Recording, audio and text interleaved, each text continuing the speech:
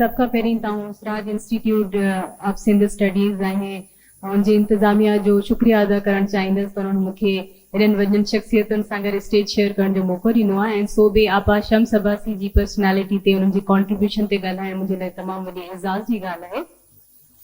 आपा जी डॉटर ऐं मैडम नूरल हुदा शाह उन्हनि ते ज़ाहिर सी ॻाल्हि आहे पंहिंजा पर्सनल एक्सपीरियंसिस शेयर कया, उन्हनि जूं कचहरियूं हुयूं, हिक ॿिए सां मुलाक़ातूं हुयूं, आपा जी न्याणी हुयूं, पर असां त एज़ एन इंस्पिरेशन उन्हनि खे पढ़ियो आहे, उन्हनि जे खे ॾिठो आहे।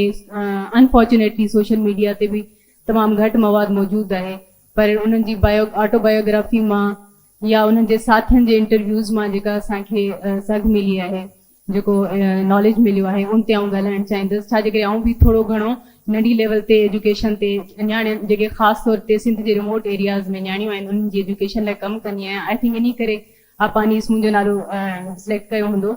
त आपा शम्स जेका आहे असांजे लाइ हिकु तमामु वॾी इंस्पिरेशन आहे।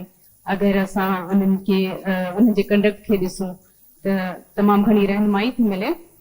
अनफॉर्चुनेटली आपा जी ज़िंदगी ते खोड़ पहलुअनि ते कलाकनि जा कलाक ॻाल्हाए सघिजे थो, पर वक़्तु महदूद आहे ऐं अनफॉर्चुनेटली असांजी जेका नई नस्ल आहे उनखे जेके असांजा सिंधी हीरोज़ आहिनि, बिलख़सूसन जेके ख़वातीन जिन्हनि जो तमामु वॾो कॉन्ट्रीब्यूशन रहियो आहे सिंध जी तरक़ी में, उन्हनि जो असांखे एतिरो इल्मु न आहे उन्हनि जे बारे में ऐं इन करे इहो ज़रूरी आहे त थोरो घणो आपा जे बैकग्राउंड जे बारे में बि ॻाल्हायो वञे। आपा जो तालुक़ु हैदराबाद सां हुयो ऐं आपा जॾहिं पैदा थियूं हे 1920s जो दौरु हुयो, त तव्हां सम्झी सघो था त उन वक़्त जी जेका सिचुएशन आहे उहा इहा हुई त उन वक़्तु मकतब ऐं स्कूल जेके आहिनि सिंध में तमामु घटि हुया ऐं जेके हुया से बि ज़्यादातर जेके हिंदू सिंधी हुया उन्हनि जा ख़ानगी स्कूल हुया ऐं उते जेके स्टूडेंट्स हुया या उते जेके टीचर्स हुया से बि जेके सिंधी हिंदू हुया उहे हुया। मुस्लमाननि में एतिरो पढ़ाई जो रुझान न हुयो, बिलख़सूसन जेके न्याणियुनि जी तालीम हुई उहा तमामु पोइ ते पई हुई।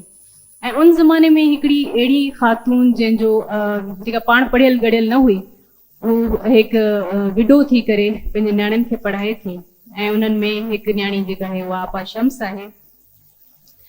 आपा जेका आहे उहा हिकिड़ो वाक़ियो पंहिंजी ऑटोबायोग्राफी में लिखे थी त जॾहिं मुंहिंजे वालिद जी डेथ थी हुई तॾहिं असांखे सभु ॿार ॾाढो रोइनि पिया, त उन वक़्तु असांजे मामे असांखे चुप कराइण लाइ हिकिड़ो आनो ॾिनो हुयो ऐं जॾहिं उहो मूंखे आनो ॾिनई त सभिनि ॿारनि ख़र्चु कयो ऐं आउं उनखे पकिड़े बीठी हुयसि। त उन्हनि पुछियो त तव्हां छो नथा ख़र्चु कयो? त मां चयो त हाणे मुंहिंजी अम्मा कीअं कंदी, बाबा फौत थी वियो आहे।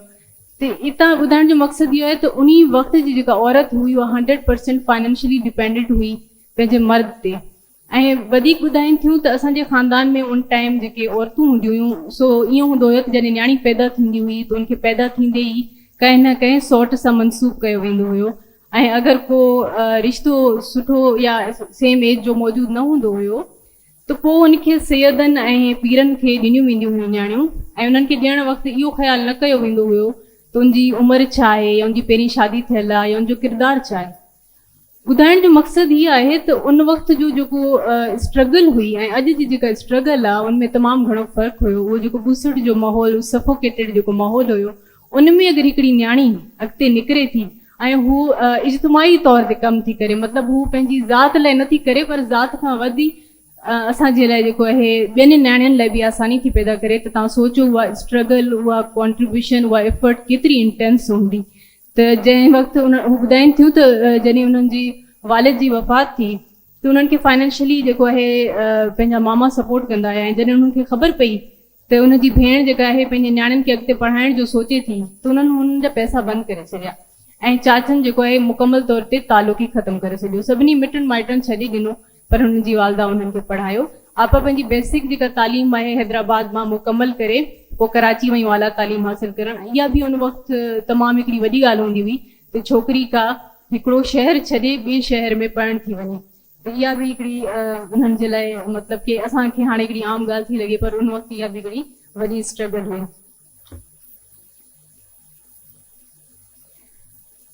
अच्छा, आपा जो जेको करियर जो स्टार्ट थियो हुयो सो छा जे करे जीअं मां पहिरीं चयो त उन वक़्तु जॾहिं हिंदू माइग्रेट थिया 1947 में ज़्यादातर स्कूल बंदि थी विया हुया। सिंध खे तमामु घणो एजुकेशन में नुक़सानु रसियो हुयो। ज़्यादातर टीचर बि जेके हुया उहे सिंधी हिंदू हुया, उहे सभु हलिया विया हुया। त पोइ छोकिरियुनि लाइ कोई स्कूल न हुयो ऐं उन वक़्तु जेको एजुकेशन मिनिस्टर हुयो मरहूम इलाही बख़्श पीर मरहूम इलाही बख़्श, उन्हनि उहे तालीम ते यकीन रखंदा हुआ, छोकिरियुनि जी तालीम ते यकीन रखंदा हुआ। उन्हनि हिकिड़ो स्कूल खोलियो जंहिंमें आपा जेके एज़ अ हेड मिस्ट्रेस पंहिंजो करियर स्टार्ट कयो ऐं उनखां बाद जेको आहे उन्हनि खे इहा शइ महसूसु थी त छोकिरियूं रुॻो जेको आहे शहर जूं जेके छोकिरियूं आहिनि लोकल उहे त पढ़ी सघनि थियूं, पर ॻोठ जी छोकिरियुनि जो छा थींदो। तव्हां ॾिसो उन वक़्त जो जेको विज़न हुयो उहो छा विज़न हुयो, त तव्हां सिर्फ़ु पंहिंजे इर्द गिर्द नथा ॾिसो पर तव्हां एतिरो अॻिते जो सोचो था। पोइ उन्हनि जेको आहे हॉस्टल जे लाइ हिकिड़ी कैंपेन हलाई ऐं जेके कंसर्न अथॉरिटीज़ हुयूं उन्हनि खे रिक्वेस्ट मोकिलियूं ऐं यकीननि तमामु घणी मुश्किल पेश आई हूंदी उन वक़्तु हॉस्टल छोकिरियुनि जी हुजणु। पोइ हॉस्टल खुली ऐं उते ॻोठनि जूं छोकिरियूं अचणु लॻियूं ऐं पोइ पाण जेको चवनि त सिर्फ़ु मैट्रिक ताईं छोकिरियूं तालीम छो हासिलु कनि। पोइ उन बिल्डिंग में शाम जो कॉलेजिस जूं क्लासिस स्टार्ट करण लाइ ॾाढियूं जाखूणूं कयूं ऐं उन में कामयाबु रहियूं। उनखां बाद जेको आहे पाण हिकिड़ो ॿियो वॾो कमु कयनि, इन्हनि उन वक़्तु छोकिरियूं सिर्फ़ु आर्ट में वेंदियूं हुयूं त पाण चवनि त आर्ट छो, छोकिरियूं साइंस में बि वञणु खपनि। साइंस जा सुठा उस्ताद न हुया, पोइ पाण प्राइवेट उस्ताद जेको आहे हायर कयनि ऐं जॾहिं लैब न हूंदियूं हुयूं त छोकिरियुनि खे पाण वठी वेंदियूं हुयूं बॉइज़ कॉलेज में, उते जेको आहे उनजा प्रैक्टिकल वग़ैरह थींदा हुया। होम इकनॉमिक्स जा क्लासिस शुरू कराइनि। पोइ पाण किताब में लिखियो अथनि त जॾहिं होम इकनॉमिक्स लाइ लैब न हुई त पोइ जेको कैंटीन जे जेको किचन हुयो उनमें छोकिरियुनि खे असां एक्सपेरिमेंट्स कराईंदासीं त रुकणु न खपे, कमु हलंदो रहे। ऐं अॻिते हली जॾहिं ज़ुबैदा कॉलेज में एज़ अ प्रिंसिपल जेको आहे तमामु वॾो कमु कयनि एजुकेशन ते ऐं उनखां बाद जेको आहे पाण जेको आहे as a deputy director curriculum बि मुक़ररु थियूं। पाण लिखनि थियूं त जॾहिं डिप्टी डायरेक्टर कैरिकुलम मुक़ररु थियूं त पाण खां तक़रीबन 20 जेके जूनियर मर्द हज़रात हुया ऑफिसर्स उहे सभु प्रोमोट थी विया।